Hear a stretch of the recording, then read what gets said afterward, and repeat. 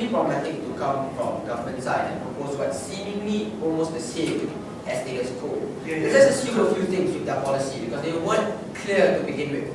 We'll assume two things. Number one, that this grading system will come with ramifications or effects if it's simple enough. Second, what this grading system will also come about, we assume, is that it's going to come in a way that students evaluate their teachers in a score basis, be it 1 to 5, or they can also write comments on their teachers, whether they hate them or not. Those are kind of evaluation that we are expecting the students to actually go with. What we want to argue here is very simple. We will prove to you, and our burden that we are going to take, so this house education system as a whole. We'll do that by two main arguments from my speech. Number one, I'm going to talk about the capability to decide and whether students can in fact decide on this. Second, I'm going to talk about the learning process and why this harms the learning process. But before that, the three rebuttals. Number one, their mechanism.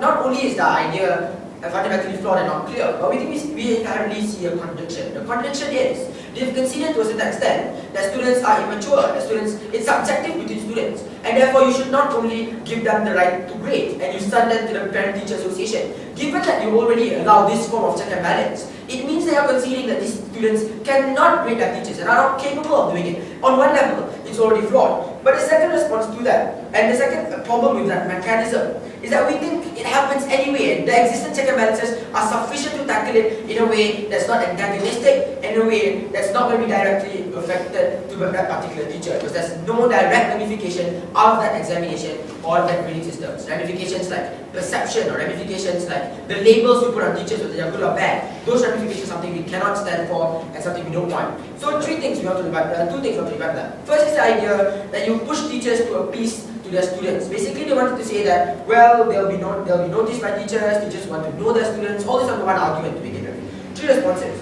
Number one, we think there's already inherent interest for teachers to do so. Because under status quo, there's a need for teachers to remain and maintain that relationship between their students and themselves. The way that's the best way to appeal to students. Every teacher knows this. But the direct other response to this is that we think it's counterproductive. If indeed you are saying that you want teachers to appease to their students, why can't this come in a way that's natural and responsive to an idea that humans are doing it sincerely? That's something we think would never exist on their side, because there's always be an artificial incentive on the back of their head, and that artificial incentive is, I don't want to be marked 1 or 0 by my particular teacher. That's why we think it's bad. The difference between status quo's alternatives and right now is very simple. The difference is that there's no direct ramification to that very evaluation. But more than that, it's because students are not the only arbiter when it comes to deciding. When it comes to a grading system, when it comes to status quo, that things like PTA or talk to teachers or counselors or even the law and the teachers are that bad. Those alternatives revolve around the fact that there are parents or there are other officials above those teachers to decide whether those teachers are capable or not. That's the difference. Because when it comes to a grading system, it's objectively to the students, and it's objectively to the students are arguing later why it's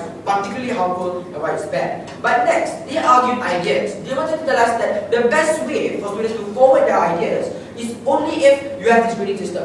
We know that's wrong. We are okay with students sending out ideas. We are okay with students giving suggestions on how to actually improve the learning process. What we are against is an objective grading to it. It's a difference. Because we can go for memorandums or whatever you want to send to the teachers to say, well, I want you to do this for me. And the teachers can consider. But it doesn't mean that you have to have a grading system for that to exist. That's a problem-solution mismatch. So first, what about capability? I'll take your view.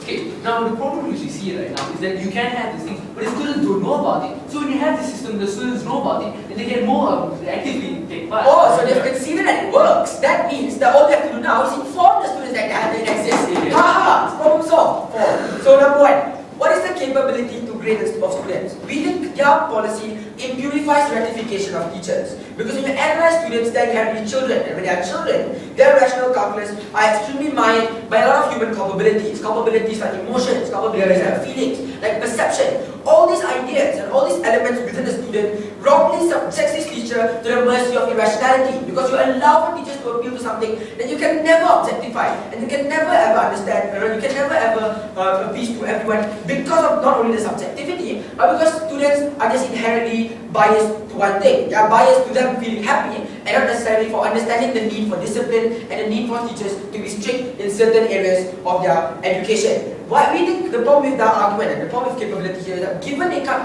have the capability to decide and evaluate maturely, this compromises the ability for teachers to have a right to work in a stable working environment. Because what happens here, that you will affect their ability to carry out their job the way they seem is necessary, and we think that is all created by the capability argument and the problem because students just can't evaluate teachers in the right way. The right way we want to push for is this. It's right when you have officials, be it psychologists if you want to check and balance to consider students, or be it the Ministry of Education to evaluate teachers in a way which is holistic and a way which is not minded by only emotions but also understanding and consideration as to why teachers do certain decisions. Second argument, how does this compromise the educational environment?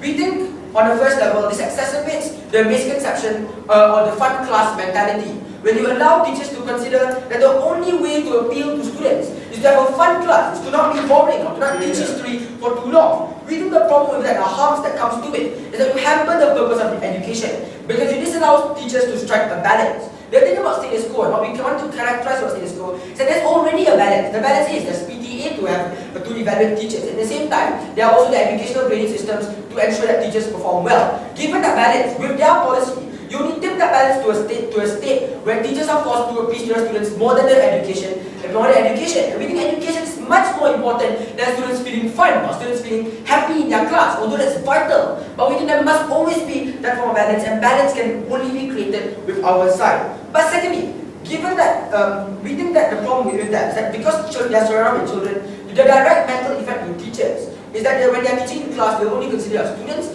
because in that psychological environment, it oppresses them to consider their students only and make them appease their children, appease to students even more. But the second level to this is that we think this hampers students-teacher relationship.